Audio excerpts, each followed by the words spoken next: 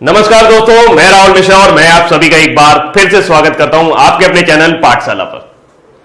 बहुत सारे फोन आते रहते हैं मेरे पास कि सर लॉकडाउन हो गया, घर पे टाइम नहीं पास हो रहा, बहुत सारी परेशानी है, आरआरबी का एग्जाम नहीं हो रहा। सबसे बड़ी समस्या तो यह है कि रेलवे का एग्जाम नहीं हो रहा। एक साल से हम पढ़ाए पड़े हैं और आप पढ़े पड़े हैं, और पढ़ते पढ़ते अब वो हालत हो गई है कि सर अब और इंतजार नहीं होता। जब तक एग्जाम नहीं हो रहा है तब तक क्या किया जाए? किसी और एग्जाम की तैयारी करें भी तो किसकी करें, एसएससी की या बैंक की? सर लेखपाल की भर्ती आने वाली है, लेखपाल की भर्ती आएगी कि नहीं आएगी? और अपने आप को हम सर मोटिवेट कैसे रखें? सबसे बड़ी बात, लॉकडाउन जो हुआ है क्या इससे आने वाली वैकेंसी में फर्क पड़ने वाला है या नहीं? उतनी ही वैकेंसी आएंगी। सर पढ़ाई पे कंसंट्रेट नहीं कर पा रहे हैं। तो ऐसे बहुत सारे प्रश्न हैं जो आपके दिमाग में उठते रहते हैं, और ये वीडियो आज मैं इसलिए बता रहा हूं क्योंकि मुझे ऐसा लगता है कि दिक्कत कहीं है ही नहीं, वो हमारे सिर्फ सोचने के तरीके में कहीं ना कहीं हमें परेशानी महसूस होती है, और इस वजह से हमारा बहुत सारा काम रुक जाता है। मुझे ऐसा लगता है कि आप में से कई लोग बहुत ज्यादा सोच रहे हैं अपने कैरियर को लेकर। बिल्कुल सोचना गलत नहीं है, लेकिन बहुत ज्यादा सोचना गलत है। 24 घंटे उठते बैठते सिर्फ एक ही चीज की चिंता करना कि मुझे पढ़ना है, मुझे पढ़ना है, मुझे पढ़ना है, यह चीज आपको पढ़ने नहीं देगी। यह चीज सिर्फ और सिर्फ आपके मन को थका देगी। आप जब पढ़ने बैठेंगे तो आपका पढ़ने में मन नहीं लगेगा। आप किताब तो खोलेंगे, बस वो खुली रहेगी, आप उससे कुछ गेन नहीं कर पाएंगे। आप दूसरों को देखेंगे, वो अपने जीवन में आगे बढ़ते चले जा रहे हैं, आप उनको देख के फ्रस्ट्रेट होंगे, आप परेशान होंगे कि हे भगवान, उसके साथ क्यों ऐसा हो रहा है, मेरे साथ क्यों नहीं हो रहा, मेरा एग्जाम कब होगा, एक बार एग्जाम हो जाए तो मैं फोड़ के दिखा दूंगा एग्जाम। ऐसी बहुत सारी बातें आपके मन में आती होंगी। एक एक चीज के बारे में हम लोग डिस्कशन करेंगे, और ये वीडियो देखने के बाद आपको निश्चित रूप से कुछ नई बातें पता चलेंगी, कुछ ऐसी चीजें आपको पता चलेंगी जो आपको राहत महसूस कराएंगे। अगर आपके पास इस तरह की कोई भी परेशानी है तो ये वीडियो आपके लिए बहुत ज्यादा यूजफुल होने वाला है। वीडियो को शेयर करना मत भूलिएगा और लाइक करना तो मत भूलिएगा। दूसरी बात, अगर ये चीजें आपके काम की नहीं है तो आप वीडियो स्किप कर सकते हो, है ना। तो सबसे पहला जो इंपॉर्टेंट पॉइंट रहता है, सर आपका कोई वीडियो देख लेते हैं तो बहुत मोटिवेट होते हैं, फिर वो मोटिवेशन 1-2 दिन तक चलता है, मतलब 2 दिन 3 दिन तक खूब पढ़ाई करते हैं जम के, ऐसा लगता है कि एग्जाम और किताब सब फाड़ डालेंगे, एकदम सब निकल जाएगा। लेकिन 2-3 दिन बाद वो मोटिवेशन धीरे धीरे कम होने लगता है। एक हफ्ते बाद वो मोटिवेशन एकदम खत्म हो जाता है। तो सर क्या करना चाहिए जिससे हम लगातार मोटिवेट बने रहें? इसके लिए दोस्तों आपको मोटिवेशन को समझने की जरूरत है कि व्हाट इज मोटिवेशन, मोटिवेशन होता क्या है। देखिए, आप किसी के कहने पर, मेरे कहने पर, या जितने भी मोटिवेशनल स्पीकर हैं उनके कहने पर आप कभी भी मोटिवेट नहीं हो सकते। आपको हमेशा अपना एक सेल्फ रीजन ढूंढना पड़ेगा मोटिवेट रहने के लिए। जो काम आप करना चाहते हो उसके लिए खुद का एक कारक, जिसे हम फैक्टर कहते हैं, वो आपके पास होना चाहिए। एक एग्जांपल के तौर पर लेट अस सपोज मैं आपसे कह दूं कि भाई ये सामने वाला जो लड़का खड़ा है इसको एक तमाचा मार दीजिए या थप्पड़ मार दीजिए। 99% चांस है कि आप नहीं मारेंगे। आप कहेंगे सर की लड़ाई है, मैं क्यों इसमें इन्वॉल्व हूं। लेकिन अगर वो लड़का आपको तमाचा मार दे बिना किसी वजह के तो आप उसको जरूर थप्पड़ मार देंगे, क्योंकि आप मोटिवेट हो चुके होंगे अपने कारण से। आप मेरे कहने पर पढ़ सकते हो एक दिन, आप कोई अच्छी फिल्म देख लेते हो, उससे आप मोटिवेट हो जाते हो, 2-3 दिन तक मोटिवेट रह सकते हो। आप कहीं लड़ाई झगड़े में इन्वॉल्व हो जाते हो तो उसने आपको कुछ उल्टा सीधा कहा तो आप भी उल्टा सीधा कहने के लिए, बदला लेने के लिए मोटिवेट हो सकते हो। लेकिन पढ़ाई के लिए आप तभी मोटिवेट हो सकते हो जब तक आपके पास खुद का एक रीजन हो। वो रीजन आपको खुद ढूंढना पड़ेगा। वो रीजन आपको कुछ भी हो सकता है। कोई परिवार वाला आपकी बेइज्जती कर दे कि यार कब से बेरोजगारी में पड़े हुए हो, थोड़ा पढ़ लो। या फिर वो रीजन ऐसा भी हो सकता है कि कोई आपके भैया वगैरह सेलेक्ट हो जाए किसी ऊंची पोस्ट में, तो आपको भी लगे कि हमें भी अपना जीवन बदलना है, तो आप पढ़ना शुरू कर सकते हो। कुछ लोग कहेंगे सर मेरे पास कारक है, मेरे पास कारक है कि मेरे घर की आर्थिक स्थिति अच्छी नहीं है, मुझे जीवन में कुछ ना कुछ करना है, फिर भी मैं बहुत ज्यादा टाइम नहीं पढ़ पाता हूं। ये रीजन तो जो है यहां पर अगर आपको बताऊं तो मोटिवेशन 2 स्तर पर होता है, एक होता है मेंटल और एक होता है फिजिकल।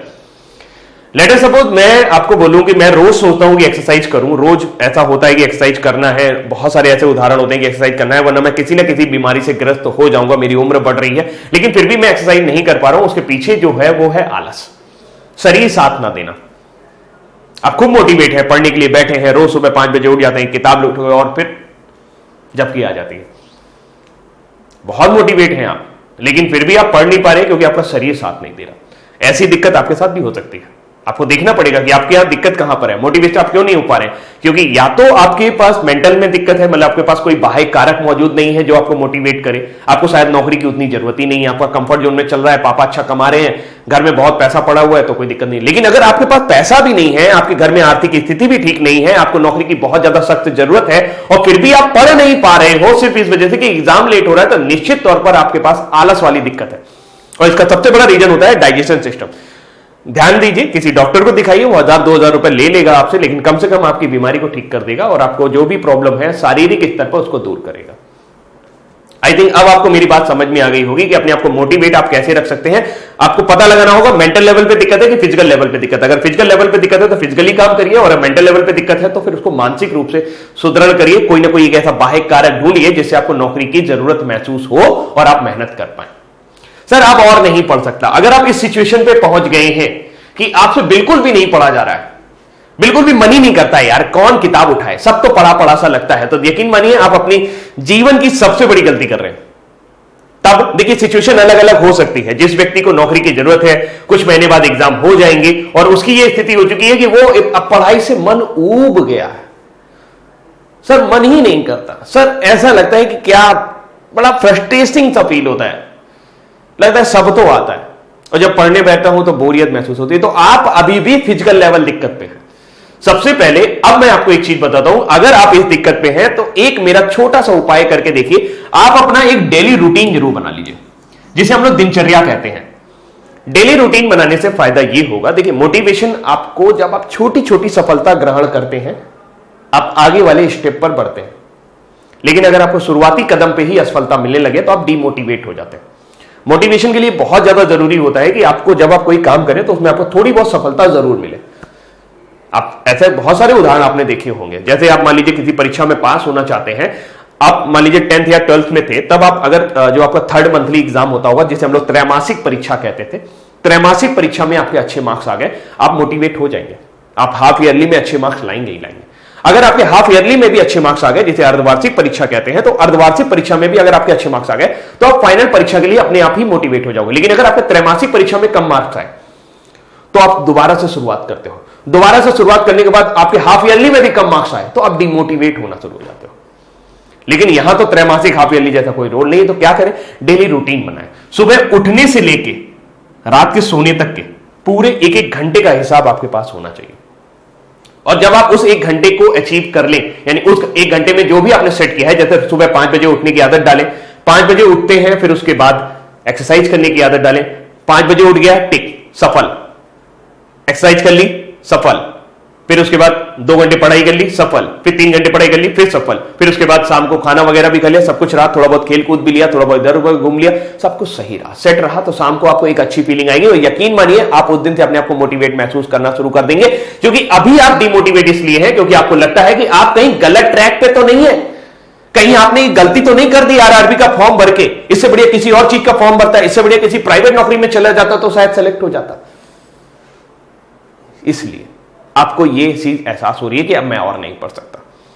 लेकिन अगर आप दिनचर्या को फॉलो करना शुरू करेंगे, आप अपने आप को एक तैयारी के अंदर लेके आएंगे, आप अपने आप को एक पर्यावरण के अंदर लेके आएंगे, आप अपने आप को एक एनवायरनमेंट के अंदर लेके आएंगे, आप आपको एक माहौल के अंदर लेके आएंगे, आपको निश्चित तौर पर पढ़ाई में मन लगने लगेगा।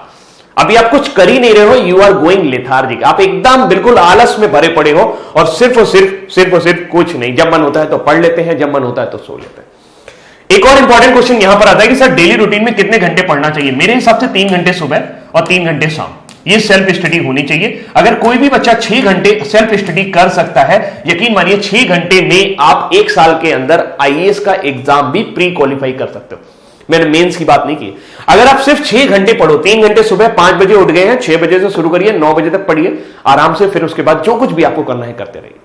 शाम को 8 बजे बैठ जाइए, 8 से लेकर 11 तक पढ़िए, फिर 11 बजे के आसपास फिर सो जाइए। 11 से 5 सोना बहुत है, इससे ज्यादा सोने की आपको कोई जरूरत नहीं है। दिन भर आप क्या कर सकते हो, हमारे वीडियो देख सकते हो, आप किसी किताब को पढ़ सकते हो, आप मैगजीन पढ़ सकते हो, अपने आप को डेवलप कर सकते हो, आप एक्सरसाइज कर सकते हो, आप घर के काम कर सकते हो, सब कुछ कर सकते हो।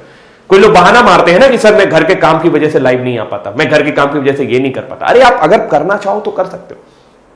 आई थिंक क्लियर हो गया वो ये पॉइंट भी, कि अगर आपके पास ये दिक्कत आ रही है कि अब आप और नहीं पढ़ सकते, मुश्किल में हो दोस्त, आप एक ऐसी बीमारी से ग्रस्त हो गए हो जो आपको नौकरी पाने नहीं देगी। ये चीज तो आपके दिमाग में आनी ही नहीं चाहिए, और इसको सुधारने का तरीका है कि डेली रूटीन बना लीजिए, उसको प्रॉपरली फॉलो करिए, और जिस दिन फॉलो ना करिए उस दिन सजा दीजिए अपने आप को। कैसे सजा देंगे? 100 रुपए का नोट है, फाड़ दीजिए। आज तुमने डेली रूटीन फॉलो नहीं किया, फाड़ दो। एग्जाम क्वालिफाई होता है तो पार्टी देते हो ना आपस में एक दूसरे को। जब सफलता का जश्न मना सकते हो तो असफलता का परिणाम भी भुगतो। तुम पहले दिन ही असफल हो गए हो, अपना डेली रूटीन फॉलो नहीं कर पाए हो, तो 100 रुपए का नोट लो और ऐसे फाड़ दो। यकीन मानो 3 दिन बाद जब तुम्हारे 300 रुपए फट चुके होंगे ना, तुम क्या, पूरा खानदान तुम्हारा इस डेली रूटीन को फॉलो करने लगेगा। हो सकता है कि मेरी बात आपको थोड़ी सी बुरी लगी हो, लेकिन बात सही है कि हम असफलता में अपने आप को सजा नहीं देते हैं। जिस दिन हमने असफलता में अपने आप को सजा देना शुरू कर दिया, हम असफल होना ही बंद हो जाते हैं, क्योंकि फिर हमारा कंसंट्रेशन एक लेवल पे चलता है। यकीन मानो अगर मैं आपसे कहूंगी एक पतली सी पगडंडी है, उस पर चलना है ना, बिल्कुल सेफ है, आप पगडंडी में ऐसे दौड़ते हुए चले जाओगे बगैर कंसंट्रेशन के। लेकिन अगर मैं कहूंगी पगडंडी है, उसके इधर भी पानी है और इधर भी पानी है, पतली पगडंडी में चलो, तो जो कंसंट्रेशन आपका होगा वो एकदम परफेक्ट होगा। वही कंसंट्रेशन आपको सफलता के लिए चाहिए। तो आई थिंक अब आप अपने आप को कैसे मोटिवेट रख सकते हैं ये मैं आपको बता सकता हूं। लेकिन अगर आपके दिमाग में ये चीज आ रही है कि सर अब और इंतजार नहीं होता, तो ये लाइन बोलकर अपने आप को समझा सकते हो कि यार देखो, तुम कम से कम 1 साल तैयारी तो कर चुके हो। अगर आप 1 साल तैयारी कर चुके हैं और बहुत मेहनत कर चुके हैं, तो आप उन लोगों से बहुत आगे हैं जिन्होंने अभी तैयारी भी शुरू नहीं की है। यानी आप बहुत लोगों से आगे हो। अगर आपको 1 महीना हो गया है तैयारी करते हुए, तो आप 1 महीने आगे हो। अगर आपको 2 महीना हो गया है तैयारी करते हुए, तो 2 महीना आगे हो। कुछ लोग कहेंगे सर कुछ लोग तो सालों से तैयारी कर रहे हैं। तो जब तुम्हें हमेशा हर बात में निगेटिव ही देखना है, तो तुम्हें कौन मोटिवेट कर सकता है? हमेशा पॉजिटिव एस्पेक्ट भी देखें। अपने आप से झूठ मत बोले, बी ओरिजिनल। आपको जितना आता है उतना एक्सेप्ट करें, मॉक टेस्ट दें, बाकी सारी चीजें लगाएं। आपको जो भी समझ में आता है उस हिसाब से अपने आप को प्रैक्टिस करें। नेट से प्रैक्टिस करें, किसी किताब से प्रैक्टिस करना चाहते हैं किताब से प्रैक्टिस करें, लेकिन अपनी प्रैक्टिस को बंद मत करें, क्योंकि आपकी स्थिति चाहे कितनी भी बुरी हो, आपने स्टार्ट कर दिया है, आप बढ़ रहे हो अपनी मंजिल की तरफ। जब तक आप अपने कदम नहीं रोकोगे, जब तक आप अपनी प्रैक्टिस नहीं रोकोगे, जब तक आप अपनी डेली रूटीन की पढ़ाई नहीं रोकोगे, आप हमेशा कई लोगों से आगे होगे, और उन लोगों से हमेशा आगे होते चले जाओगे जो थक हार कर बैठ गए हैं। क्यों सर? एग्जाम नहीं हो रहा, तब तक क्या करना चाहिए? तो पहली बात तो नेवर गिव अप, कभी गिव अप मत करिए। जब तक एग्जाम नहीं हो रहा है तब तक आप सिर्फ और सिर्फ पढ़ सकते हैं, इसके अलावा हमारे पास और कोई चारा ही नहीं है। कोई चारा आपके पास नहीं है ना? तो सीधी सी बात यह है कि अब इन महाशय को देखिए, इन्होंने बहुत मेहनत की और ये सक्सेस के बहुत करीब थे, लेकिन उस टाइम इन्होंने गिव अप कर दिया। हो सकता है कि आप बहुत मेहनत कर चुके हैं, और अगर इस स्थिति में आप गिव अप करते हैं, आरआरबी के एग्जाम को छोड़ते हैं, तो कहीं ऐसा ना हो कि 3 महीने बाद एग्जाम हो जाए या 2 महीने बाद एग्जाम हो जाए, तब आपकी स्थिति और ज्यादा खराब हो जाएगी। इसलिए तैयारी थोड़ी धीमी कर सकते हैं, थोड़ा आराम से कर सकते हैं, लेकिन करते रहना है, लगातार बने रहना है। हां, एक काम इस दौरान आप ये कर सकते हो कि किसी और एग्जाम की तरफ लुकअप कर सकते हो। उस एग्जाम की आप बहुत तेजी से तैयारी मत करो, लेकिन हां, उस एग्जाम की तैयारी शुरू कर दो। किसकी शुरू कर सकते हैं? सर किसी और एग्जाम की तैयारी शुरू कर सकते हैं, बिल्कुल कर सकते हैं, लेकिन ये जरूर ध्यान रखिएगा जिन सब्जेक्ट को आप पढ़ रहे हैं, जैसे आरआरबी एनटीपीसी में जो सब्जेक्ट आपने पढ़ रखे हैं, मैथ, साइंस, जीएस, रीजनिंग, वही सब्जेक्ट अगर किसी और एग्जाम में पूछे जाते हैं तो उसी एग्जाम की तैयारी करें। ये नहीं कि आप अचानक से कर रहे थे आरआरबी एनटीपीसी की तैयारी, सर अब तो हम करेंगे लेखपाल की तैयारी। दोनों की तैयारी में बहुत फर्क है। आप कर रहे थे आरआरबी एनटीपीसी की तैयारी, सर हम तो अब आईएएस बनेंगे, गलत बात। एग्जाम में बहुत ज्यादा फर्क है, क्योंकि उससे या तो आपकी आरआरबी एनटीपीसी की तैयारी बेकार हो जाएगी जो अभी तक आपने 1 साल में की, या फिर आपकी बाकी जो एग्जाम की तैयारी थे वो बेकार हो जाएगी। हां, यहां पर आपके पास 2 ऑप्शन निकल के आते हैं कि इन सेम एग्जाम में आप या तो एसएससी की तरफ जा सकते हो या तो बैंक की तरफ जा सकते हो। बहुत सारे बच्चे ये पूछते हैं कि सर बैंक की तैयारी शुरू कर दें, क्योंकि उसमें इंग्लिश नहीं पूछी जाती। कुछ लोगों को लगता है कि आरआरबी यानी कि जो ग्रामीण बैंक होते हैं वहां पर इंग्लिश नहीं पूछे। देखिए, इंग्लिश और हिंदी दोनों में पेपर होता है, लेकिन अगर आप सोचो तो उसकी सीट बहुत कम है, और ऐसे में बहुत बड़ा आपके लिए काम हो जाएगा। ऊपर से बैंक का जो मैथ है और बैंक का जो रीजनिंग है वो आपके आरआरबी एनटीपीसी या यूपीएसआई वाले लेवल से बहुत अलग होता है। अगर आप इंग्लिश की तैयारी करना चाहते हो तो उससे आसान इंग्लिश आपको एसएससी में मिलेगी। एसएससी बैंक के कंपैरिजन में निकालना आसान है, नंबर ऑफ वैकेंसी भी ज्यादा आती है, और सबसे बड़ी बात यह है कि भविष्य देखें। अगर आप देखें तो आपका आरआरबी एनटीपीसी की तैयारी के 1 साल पहले बड़ा ही आप मोटिवेट थे कि चलो एग्जाम अभी हो जाएगा, क्योंकि जिन्होंने जून सितंबर में बोला था कि एग्जाम हो जाएगा, लेकिन हुआ नहीं बाई चांस। तो भविष्य अगर हम देखें तो अभी आपको पता होगा कि बैंकों की मर्जिंग हुई है कुछ दिन पहले। बहुत सारे बैंक मर्ज करके 10 बैंक मर्ज करके 4 बना दिए गए हैं। और ऐसे में अगर आप बैंकिंग की तैयारी करते हैं तो बैंक में वैसे ही सरप्लस स्टाफ है, उनकी ब्रांचेस कम हो गई हैं, लेकिन उनके जो स्टाफ है वो तो मर्जिंग होने की वजह से बढ़ गया है। जहां एक ब्रांच मैनेजर होता था, मान लीजिए उसमें दूसरी ब्रांच को मर्ज किया होगा तो 2-2 ब्रांच मैनेजर हो गए होंगे। ऐसे में आगे आने वाले समय में लॉकडाउन को देखते हुए, इकोनॉमी को देखते हुए ऐसा लगता है कि बैंकिंग सेक्टर में अगले आने वाले कुछ सालों में नौकरियां बहुत कम आने वाली है। इसलिए ये इधर जाना मेरे हिसाब से ठीक नहीं रहेगा, खासकर उन बच्चों के लिए जो बैंकिंग की तैयारी नहीं कर रहे थे। जो बैंकिंग की तैयारी कर रहे थे वो नो डाउट अपना बैंकिंग की तैयारी में ही लगे रहे, नौकरियां आएंगी, लेकिन हो सकता है कि कम आए। लेकिन एसएससी में जो है, एसएससी का कैलेंडर पिछले 1 साल से दुरुस्त चल रहा है, और इसलिए एसएससी का एग्जाम अगर आप इसके साथ साथ तैयारी करना चाहते हैं तो मुझे लगता है मैथ और रीजनिंग आपने कर रखा होगा, जीएस आपने पोर्शन कर रखा होगा, उसके बाद आपको थोड़ा सा और इंग्लिश के ऊपर काम करना शुरू करना पड़ेगा। और अगर आप इंग्लिश में काम करना शुरू करेंगे तो अभी इसका दिसंबर में एग्जाम होने वाला है। एसएससी की इंग्लिश 3 महीने में बड़े आराम से डेवलप की जा सकती है अगर आप मेहनत से इंग्लिश के ऊपर काम करें और डेली 3 से 4 घंटे इंग्लिश के ऊपर दें, तो आप बड़े आराम से 1.5 महीने के अंदर बहुत अच्छा खासा इंग्लिश तैयार कर सकते हैं। इंग्लिश तैयार करने के लिए आपको वोकैब पे काम करना पड़ेगा, आपको अपने जो भी ग्रामेटिकल रूल हैं उन पर काम करना पड़ेगा, और कम से कम एक कोई बुक, चाहे वो लूसेंट हो चाहे वो अरियंत हो, आपको पूरी की पूरी चाटनी पड़ेगी। चाटनी का मतलब उसको पूरा रट्टाफिकेशन मारना पड़ेगा एक बार। अगर आपने ऐसा कर लिया तो निश्चित तौर पर आप एसएससी के टियर 1 में सिलेक्ट हो जाएंगे, और टियर 2 में भी आपके नंबर बहुत अच्छे आने के चांसेस है। एसएससी में सिर्फ एक एग्जाम नहीं होता, सीजीएल होता है, एमटीएस होता है, सीएचएसएल होता है, कई सारे एग्जाम होते हैं जिनको आप बड़े आराम से क्वालिफाई कर सकते हो। तो मेरा सजेशन है ये, बाकी आप बहुत ज्यादा समझदार हो, आपके हिसाब से अगर कुछ भी आपको लगता है कि नहीं आप बैंकिंग की ज्यादा अच्छी तैयारी कर सकते हो, मैं कॉमन राय दे रहा हूं कि मतलब अगर एक एवरेज बच्चा है और अगर वो आरआरबी एनटीपीसी में बहुत अच्छा कर रहा है तो वो निश्चित रूप से एसएससी में भी ठीक ठाक कर ले जाएगा। और एसएससी की नौकरी भी बहुत अच्छी होती है। अगर आप सीजीएल वगैरह में सेलेक्ट होते हैं तो सीबीआई, इनकम टैक्स, जाने कहां सेलेक्ट होने का मौका मिलता है, और ऐसे में बड़ा ही अच्छा जीवन स्तर आपको देखने को मिलता है। तो अगर यहां पर बात करें तो कौन से एग्जाम की तैयारी करनी चाहिए, तो मेरा सजेशन एकदम फुल प्रूफ जाएगा कि आपको एसएससी की तैयारी करनी चाहिए। कुछ समय पहले लेखपाल भर्ती उत्तर प्रदेश की चर्चा में थी। लेखपाल भर्ती में यह कहा गया था कि भाई ये लेखपाल भर्ती आने वाली है, लेकिन अभी आप देखेंगे तो एक न्यूज हेडलाइन जो है ये आपको सोशल मीडिया पे बहुत नजर आएगी, जो मैंने यहां पर लगा रखी है कि कोई नई भर्ती नहीं होगी, कोई निर्माण कार्य नहीं होगा। तो बच्चे जो उत्तर प्रदेश वाले हैं वो काफी परेशान हुए। उन्होंने मुझसे पूछा कि सर ये बताइए क्या लेखपाल भर्ती जो 5200 वैकेंसी आने वाली थी वो वाकई में होगी या नहीं होगी। थोड़ा सा और आगे जाने पर एक शासनादेश नजर आया।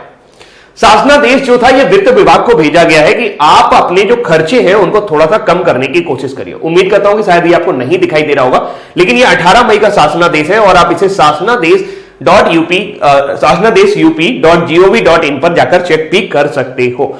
इसमें यह लिखा हुआ है कि राज्य सरकार द्वारा वर्तमान में अनेक ऐसे निर्माण कार्य किए जा रहे हैं जिन्हें पूर्ण किए जाने हेतु धनराशि की आवश्यकता है, अतः बजट में उपलब्ध धनराशि का उपयोग ऐसे निर्माण कार्यों में ही किया जाए जो प्रारंभ किए जा चुके हैं। सीमित संसाधनों को ध्यान में रखते हुए केवल ऐसे नए निर्माण कार्य ही प्रारंभ किए जाएं जो अपरिहार्य और अत्यंत आवश्यक हो, यानी कि निर्माण कार्य नए होंगे, जो पुराने चल रहे हैं वो कंप्लीट होंगे। वैकेंसी की बात करते हैं, निर्माण कार्य से तो आपको कोई मतलब नहीं है। विभागीय कार्य प्रणाली में परिवर्तन, सूचना प्रौद्योगिकी के अनुप्रयोग आदि के कारण अनेक पद वर्तमान परिवेश में अप्रासंगिक हो गए हैं।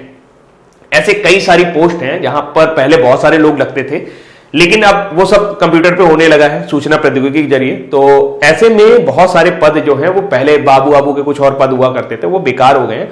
तो उन पदों को समाप्त करने की बात की गई है। साथ साथ आपने देखा होगा कुछ लोगों को वो लोग संविदा पर रखते हैं। संविदा पर मतलब कि जैसे कोई भी नई ज्वाइनिंग होती है और विभिन्न विभागों में सलाहकार लगते हैं, अध्यक्ष होते हैं, सदस्य होते हैं, मतलब कि जैसे कोई सर्वे होने वाला तो उसके लिए वो किसी बॉटनी के प्रोफेसर को ले आए तो वो एक नया पद सृजित करते हैं। तो इस तरह की कोई वैकेंसी नहीं आएगी। लेखपाल की भर्ती आएगी कि नहीं आएगी इसके बारे में कोई पुख्ता जानकारी उपलब्ध नहीं है। उन्होंने साफ साफ ये कहा है कि जो संविदा वाले पद होते थे जिन पर सलाहकार या स्पेशल प्रोविजन के तहत उनको मदद करने के लिए रखा जाता था, उन नए पदों का सृजन आप ना करें। जैसे मान लीजिए कोई एक अधिकारी साउथ से आया, उसको हिंदी नहीं आती, यूपी में काम करने लगा, बाई चांस, मैं बोल रहा हूं बाई चांस, ये एग्जांपल देने के तौर पर समझा रहा हूं, वैसे ऐसा होता नहीं कुछ। वो आ गया यूपी के अंदर और यूपी के अंदर आने के बाद उसको हिंदी नहीं आ रही, तो उसे क्या करना पड़ेगा, अपने लिए एक हिंदी ट्रांसलेटर रखना पड़ेगा। एक आदमी को रखना पड़ेगा जो उसे हिंदी बताए, हिंदी और जो भी जिस लैंग्वेज में वो जानता है उसका ट्रांसलेट कर सके। तो ऐसे नए पदों का सृजन नहीं किया जा सकेगा कि आपको किसी चीज की जरूरत है तो आप उसके लिए एक नया आदमी अपॉइंट कर लें, ड्राइवर की जरूरत है तो ड्राइवर रख लिए, उनकी साहब की बीवी को गाड़ी की जरूरत है तो वो ड्राइवर रख ले। तो ऐसा आपको कोई नया पद नहीं मिलेगा। 5200 लेखपाल की भर्ती आएगी कि नहीं आएगी, इसके बारे में कोई पुख्ता जानकारी उपलब्ध नहीं है। तो जिनको लग रहा है कि आएगी वो मान ले आएगी, और जिनको लग रहा है नहीं आएगी वो मान ले कि नहीं आएगी। यहां पर ऐसी कोई जानकारी उपलब्ध नहीं है कि वैकेंसी आएगी कि नहीं आएगी। और मेरा अगर पूछोगे मत ये है तो मुझे ऐसा लगता है कि 5200 की जो लेखपाल की वैकेंसी है वो आनी चाहिए। ठीक है, बाकी मैं इसके बारे में और मौन रहूंगा, इसके बारे में और ज्यादा आपको जानकारी नहीं दे पाऊंगा। अब बात यह है कि लॉकडाउन जो हुआ है इसकी वजह से वैकेंसी पर क्या असर पड़ेगा, आने वाली वैकेंसी पर क्या असर पड़ेगा। देखिए बहुत सारी ऐसी वैकेंसी है जो रेगुलर आती है, एसएससी की वैकेंसी में कोई फर्क नहीं पड़ेगा, साफ साफ तौर पर वो वैकेंसी आएंगी, क्योंकि उसके लिए अभी कुछ 15-20 दिन पहले एक नोटिस जारी हुआ है कि जितने भी विभाग हैं उनसे नए पद मांगे गए हैं, जो भी पद वहां पर रिक्त है। तो ऐसे में एसएससी की वैकेंसी तो इस बार आ रही है, एसएससी की वैकेंसी में कोई दिक्कत नहीं है।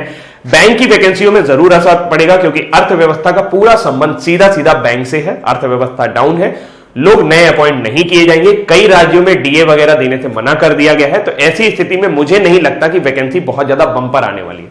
हाँ, जो पुरानी वैकेंसियां हैं उनको जरूर क्लियर करने की कोशिश की जाएगी, क्योंकि बेरोजगारी की जो समस्या है वो बहुत तेजी से उभर कर आई है। बहुत सारे राज्यों में बहुत सारे लोग बेरोजगार हुए हैं, और ऐसे में सरकार जरूर चाहेगी कि उसकी किरकिरी ना हो और वो नए पदों को सृजित करते हुए जो वैकेंसी उन्होंने पहले से अनाउंस की हुई है उनको कवर अप कर दे। तो आगे आने वाले समय में वैकेंसी आने के चांसेस कम है, लेकिन जो वैकेंसी आ चुकी है, जिनका नोटिफिकेशन हो चुका है, वो वैकेंसी आपकी जरूर कंप्लीट की जाएंगी। अब सबसे इंपॉर्टेंट बात यह है कि सर मैं पढ़ाई में कंसंट्रेट नहीं कर पा रहा हूं, ये सबसे मुद्दे की बात थी आज की वीडियो की। पढ़ाई में कंसंट्रेट करने का मतलब यह है कि सर मैं मोटिवेट भी हूं, मेरे परिवार में कोई समस्या भी नहीं है, मुझे पढ़ने के लिए आराम से 10 से 12 घंटे भी मिल जाते हैं, लेकिन फिर भी जो है वो मैं पढ़ाई में कंसंट्रेट नहीं कर पा रहा हूं, क्योंकि जब मैं पढ़ने बैठता हूं मुझे बोरियत सी फील होने लगती है, मुझे कुछ और काम करने का मन करता है, फिर मुझे इधर जाने का मन करता है, फिर मुझे उधर जाने का मन करता है। तो ऐसे लोगों के लिए सजेशन यही है कि ये डेली रूटीन बनाएं, अपना पूरा दिनचर्या बनाएं।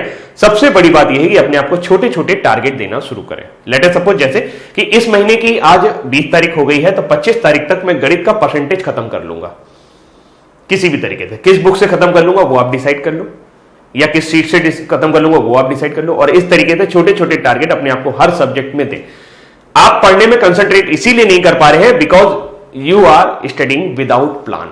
आप बिना प्लान के पढ़ रहे हैं, बिना प्लान के आप कोई भी काम करेंगे उसमें आपको बोरियत ही महसूस होगी। आप पढ़ाई की बात नहीं, आप कोई भी काम करो, आप बिजनेस भी करोगे विदाउट प्लानिंग करोगे तो आपको लगेगा ही नहीं आपको जाना चाहिए। लेकिन अगर आप कुछ प्लान करते हो, जैसे मैं आपको बताता हूं मैं पर्सनली क्या करता हूं। मैं मान लीजिए कोई वीडियो प्लान करता हूं, जैसे ये वीडियो भी मैंने प्लान किया, तो इस वीडियो को प्लान करने से पहले मुझे बड़ी बोरियत महसूस हो रही थी कि क्या करूंगा क्या नहीं करूंगा। लेकिन जैसे ही मैंने इस वीडियो को प्लान किया तो मैंने इसके बारे में काम किया, थोड़ा सा जानकारी जुटाई, थोड़ा सा सोचा कि क्या बोलना है, क्या बताना है, कैसे आपको समझाना है। धीरे धीरे उसकी स्क्रिप्ट आई और वो थोड़ा सा तैयार हुई और ये वीडियो आपके सामने है। तो अगर आप कुछ भी करना चाहते हो तो उसकी प्लानिंग बहुत जरूरी है। अगर आपको बोरियत महसूस हो रही है, आप पढ़ाई में कंसंट्रेट नहीं कर पा रहे हैं, तो इसका सीधा सा मतलब यह है कि आप विदाउट प्लान पढ़ाई कर रहे हैं। आपका जब मन करता है आप हिस्ट्री उठा लेते हो, आपका जब मन करता है आप ज्योग्राफी उठा लेते हो, और इस तरीके से चीजें सिस्टमेटिक ऑर्डर में ना जाने की वजह से आपको बोरियत महसूस हो रही है और आप कंसंट्रेट नहीं कर पा रहे हो। चीजों को सिस्टमेटिक ऑर्डर में लेके जाएंगे, इतिहास कब पढ़नी है, भूगोल कब पढ़नी है, और धीरे धीरे आपका ये सारी चीजें हो जाएंगी। उम्मीद करता हूं कि बहुत सारे पॉइंट्स आपको समझ में आए होंगे और किस तरीके से आपको पढ़ाई करनी है। आप थोड़ा सा मोटिवेट भी हुए होंगे और आपको अपने अंदर की कमियां भी नजर आई होंगी कि मेरे अंदर क्या कमी है, मैं विदाउट प्लान पढ़ रहा हूं, कि मैं डेली रूटीन फॉलो नहीं कर पा रहा हूं, कि मैं अपने आप को जब असफल होता हूं तो सजा नहीं देता हूं, क्या मैं जो भी सारी चीजें हैं वो कर नहीं पा रहा हूं, लॉकडाउन में वैकेंसी आएगी कि नहीं आएगी। तो बहुत सारे ऐसे सवाल थे जो यहां पर जरूर आपके पूरी तरह से कंप्लीट हुए होंगे। अपना फीडबैक कमेंट सेक्शन पर लिखना मत भूलिएगा। अभी के लिए इतना ही रखता हूं, उम्मीद करता हूं ये वीडियो आपको पसंद आया होगा। तो thank you so much, bye bye.